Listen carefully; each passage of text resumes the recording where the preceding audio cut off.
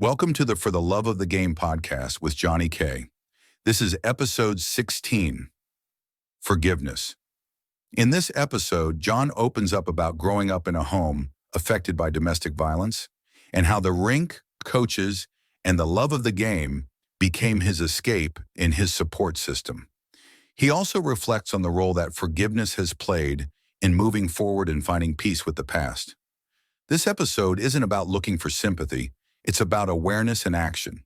Domestic violence is happening in families right now, and if you sense someone is in a dangerous situation, stepping up could change their life. A raw, honest conversation about resilience, forgiveness, family, and the responsibility we all have to help others. Let's get into it.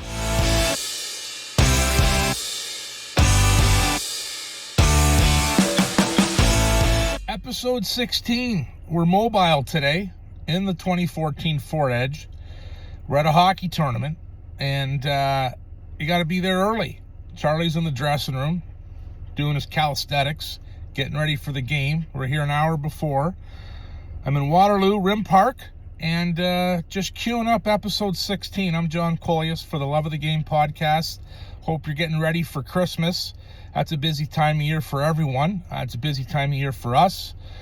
Thanks for listening, everyone. I'm enjoying the podcast. I want to throw a shout out to Adam Oliveira. He's helped me produce my podcast now. So thanks, Adam. Thanks for joining the team. I really appreciate you. And what are we going to talk about today? I'm not sure. I tell you one thing. If you wake up in the morning and you have some heartburn, Stay Social Sparkling hits the spot. Cracked one of these, just happened to have one in my car, as a matter of fact. And just reminiscing here this morning, I had another kind of for the love of the game moment last week, couple weeks ago. I think I mentioned last month that my old 2002 Ford Extendivan bit the dust. Took it in for an oil change, and I told my buddy, I said, hey, Jesse, why don't you take a look at it? Give it a once over. I want an oil change, but just let me know that the van's okay. And then they called me the next day and said something about the axle falling off and the frame being bent, and it's time to put it away. So the van is now a field van somewhere in West Grey. They're having a time, but I thought I would go without a van. Use my car just for the deliveries. But after a month and a half of no van, I realized that I really need a van. And I reached out to my good buddy Sean Turner, Hallman Motors, and I got myself a new van. Advertising works for sure. You drive by a dealership, signage. What stuck out for me, 0% financing. Boom. Went in there. And then the deal closer too, Sean and I were in the front, and I asked if there was a backup camera mirror thing, and I put it in reverse. He goes, there it is, right on the rear view mirror. Done deal. Done. Bought the van. I love it. And where did I meet Sean Turner for the first time? He played for the Allure Rocks back in the day. Senior hockey, Durham Thundercats, Allure Rocks. He played there a few years. And to think 20 plus years later, I'll be buying a van from him.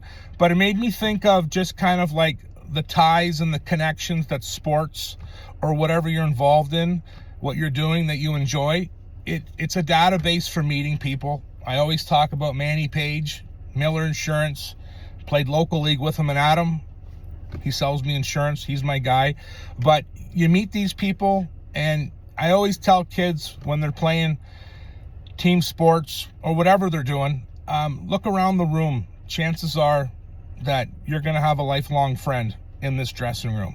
It's a good chance. You're going to get married someday. A couple of these ladies or men are going to stand up with you in your wedding party. They're going to be the first call you make when something bad happens. They're going to be the person that listens to you. You're going to be the person that takes the call, and you just that ear to listen. And that's what team sports is for me, and it's important. And it's just I know there's some parents that, sports are expensive and, we don't have time, but I think it's just a start to relationships and meeting people and connections. And my van, Hallman Motors, that's like full circle. Charlie played with Griffin lacrosse, and I got to know Sean even better there. And he's been a customer at the store. But when I want to buy something, I want to know the person, and that makes it comfortable for me. Obviously, I'm gonna, check out some pricing, do some research. I know what I want, and but when I'm gonna make the final purchase, I just feel more comfortable having connection with this person, knowing that, if there is a challenge, I could drive 10 minutes or less, walk into the dealership and talk it out. So kind of the same reason, like shopping local is fun and it's good, but it's kind of I use the same example back when I had the storefront downtown Hanover. We had the front step done, and we put rubber coating on it, and we connected with Wilson Solutions, Bob and Nicole, and I always talk about that because it was a fun project. It made the storefront look beautiful. It was a good investment. But the main reason, when we're looking for someone to do that, I know that Bob lives in Walkerton, and Bob has to drive by my store every day. And he's going to want to make sure that looks good. And if there was ever a challenge with the step, if there was chipping or whatever, it's a phone call away. He's going to come fix it. And, as a matter of fact, I coach Bob in Bantam hockey. So there's another connection. So just a little tidbit on just the relationships you make in sports, meeting people. And I always talk about for the love of the game, and I always talk about sports, but it's whatever you're into, whatever organization, whatever group or whatever you do to make yourself happy, you're going to meet people. And when you're in that group, you're going to form relationships, and you might not know it at the time, but 15, 10, 20 years down the road, you might be leaning on some of your friends that you met, and you might reconnect, and it might benefit you in a positive way. So that's a little tidbit on just local, and just you just never know who you're going to meet and how they're going to help you in the future, or how you're going to help them in the future. So reminiscing, I was thinking of my dad lately. And, just Charlie and I have spent a ton of time driving in the car, just with this new A hockey. He has an opportunity to play the Southeast Surge, getting to know a lot of the parents there, good people. Charlie's playing some hockey, practicing a lot. And, you always reminisce to your own childhood. My dad and I didn't have this. It just wasn't... growing up in Goderich and then Kincardine, my parents were into the restaurant business and just didn't have the time to kind of cart me around. And I was always jealous, when I see father, son shows up and, they're together and they're laughing. But my dad and I had a different relationship for sure. And I've actually been thinking a lot about my dad and been thinking a lot about forgiveness. And I officially forgave my dad probably 3 or 4 years ago.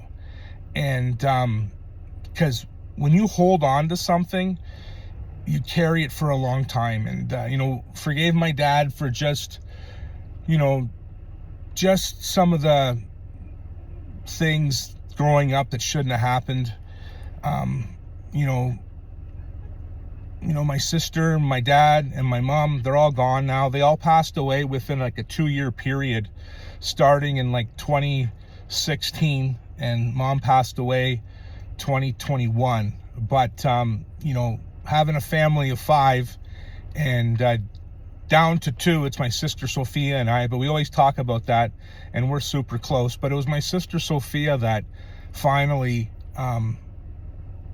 she finally kind of got through to me on forgiveness. And I remember I was looking at a picture of my mom and dad, and they were at a party somewhere, and it's a great picture, dynamite. Mom looks happy, dad looks happy, they're at a table, you could see some glasses on the table, they're having a good time. And I said to Soph, I said, do you think mom and dad had good times? Do you remember good times? And she said, yeah, I do. And that was kind of the first step for me to start getting to the forgiveness part of things, I remember talking to my mom too, who forgave my dad, and she always told me, within 6 months when she passed, we talked about dad and forgiveness, and she told me, she goes, I forgave your dad, but I never forgot. And mom always had this example of a glass, and she says, you could have a glass, a glass is sturdy, but sometimes you might drop the glass and there might be a crack in the glass, but you could still drink from the glass, but that crack never goes away. So my mom forgave my dad, but she never forgot. And I just remember that moving forward, I've been carrying this, just, I don't want to use the word hate, but just just not happy with my dad and the way things went down growing up in Goderich, Kincardine, and in Durham. But, near the end, I remember that my dad and I got closer. Jack was born. I remember dad would come over and he'd watch him. Karen and I would go out for dinner, and it would be, my dad would be there, and Jack would be like a year old sleeping, and the last year that he was alive, I'd make a point, we'd go out for dinner, and we'd have some laughs and stuff like that too, and it was good because I love my dad. And it's just when I'm talking about things that happen, I'm not going to sugarcoat it, some domestic violence, and just being a kid and being in that atmosphere, it's a tough go. But I felt my dad at that time, I always use the analogy about, you already hear the analogy, I just don't know if my dad had good mentors. Do you know what I mean? And maybe someone to talk to say, hey, you know what, you can't do that. You know what I mean? And just being a kid, and my sister Sophia and I, we weren't part of that. My sister Ange and my mom were part of that, and that's where that's when I first fell in love with a sport, and it was hockey for the first time, because that's when I went to the rink, and I wouldn't think about that, right? But that was, being on the ice or playing baseball and having great coaches like Reg Daze coaching me and teaching me takes my mind off of the shitty home life, right? So, but, it was just, and my sister Ange, she passed away. She lost her battle with cancer, but,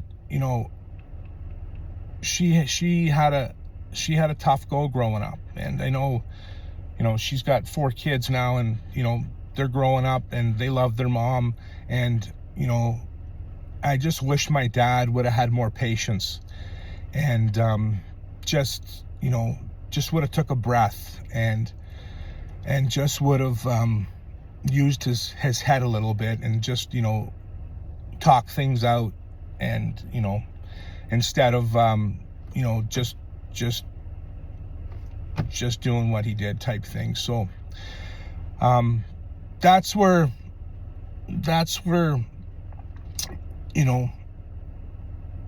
it gets tough. And this whole podcast, this storytelling here, this isn't a poor John thing. I don't want anyone to feel sorry for me, but domestic violence happens every day. Domestic violence is happening right now.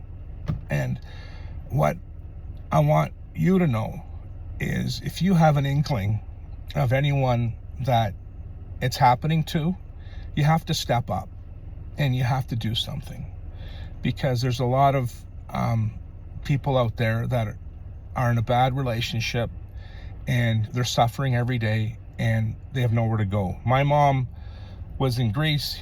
She moved to Canada with my dad, and she had no family here, and she barely knew how to speak English. She taught herself how to read.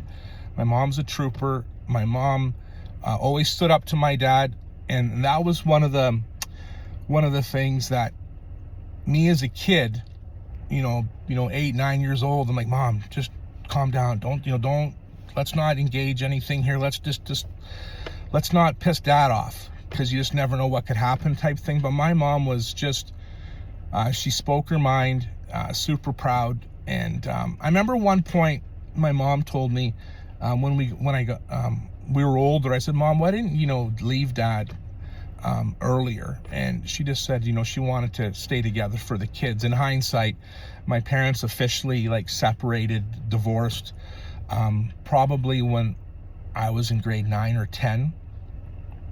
But and then my mom kind of changed as a person. My sister Sophia had her first child. Justin was born, and it was like my mom was reborn too. And my mom was, she was working, and we were all together, and she was making her own money, and she was able to buy Christmas gifts for the whole kids and the family. Loves Christmas, and that was her. That was her her next start. I remember my mom telling my sister Sophia once, when my mom turned 50, she goes, I never thought I would ever make 50, but she did. And I lost my mom at 70, and she had cancer, and I miss her dearly every day. But the lessons that I learned from my mom, and are I'll remember the rest of my life. But that's where that was the biggest point when I thought about talking about this openly. Is it's not a poor John. It's not about oh wow, it must have been terrible growing up and being a witness to that, but it's about today. And I thought maybe if someone did hear this podcast and knew of someone, they have to help them somehow. And I looking back, I have an inkling that maybe someone in our circle at the time knew that maybe things at the Coleus residence weren't so peachy, but they never said anything, and I wish they would have. But that's the way life goes, and you learn. But moving forward, if I could talk about it openly, and someone might hear this, and someone knows someone that's in an awkward situation, or they can't get out, there's lots of services out there. People always want to help, and no person should ever be in a situation where they have to be subdued to domestic violence. There's another way. And my sister Ange too, she was a rebel teenager that just wanted to, she was, when my sister was in grade 8, Ange, just a beautiful girl. She looked like she was 25, and she was going out and having fun, and but just kind of like my dad, wanted my sister's home before dark. I was a kid, and where was I? I was at the rink every day. I could come home after a Kincardine Kings game, Durham Thundercats game. I could be home at 1 or 2 o'clock. I'd be sweeping the stands, collecting punks, playing shinny. Not one, I'd come home, not one word said. But if my sisters were out past, 9 or 10 o'clock and Dad didn't know where they were, it was an absolute shit show. So, that's the topic today. Not a very, high tempo, not a very, one that I thought I'd ever talk about, but it's something that's real, and it's something that happens every day. And I just want everyone to know that, again, I'm going to stress it. If you know anyone that's in a bad situation, you have to tell someone. And it could be anything. You just know that someone needs help. You have to help them. And you can't just kind of, I think, or I'm not sure, or it's none of my business. It is your business. It is your business to help people. That's why we're here. So I forgive my dad. Love my dad. He made mistakes. Good person inside, but he just made some bad choices, and I think when my dad passed, I could see that in him. You know what I mean? He had regret. he knew near the end, he knew, he'd always ask about my mom. My mom would always, if dad popped in or something, she'd always talk to him. Years after, my dad and my sister Ange worked together, it was like, and I was in like, I couldn't believe that, they could form a relationship after. But I just remember being a kid and always just trying to save the day, or trying to prevent anything bad from happening type thing. And, that's, those are just memories that are in my brain, but I'm good. So props to Kent, my counselor. He's a beauty. We've been together for 10 years, and I am good. And I just know now that if I could help someone, or if I could share my story and it could make a brighter life and future for someone else and put some smiles on people's faces, that's what I'm here to do. So episode 16 in the books, live from the car. I'm at the rink. I'm going to go and watch my kid play, and I love watching him play. And I just want everyone to just have an eye. If someone needs help, you have to step up. I'm Johnny K. Cheers. We'll see you in January.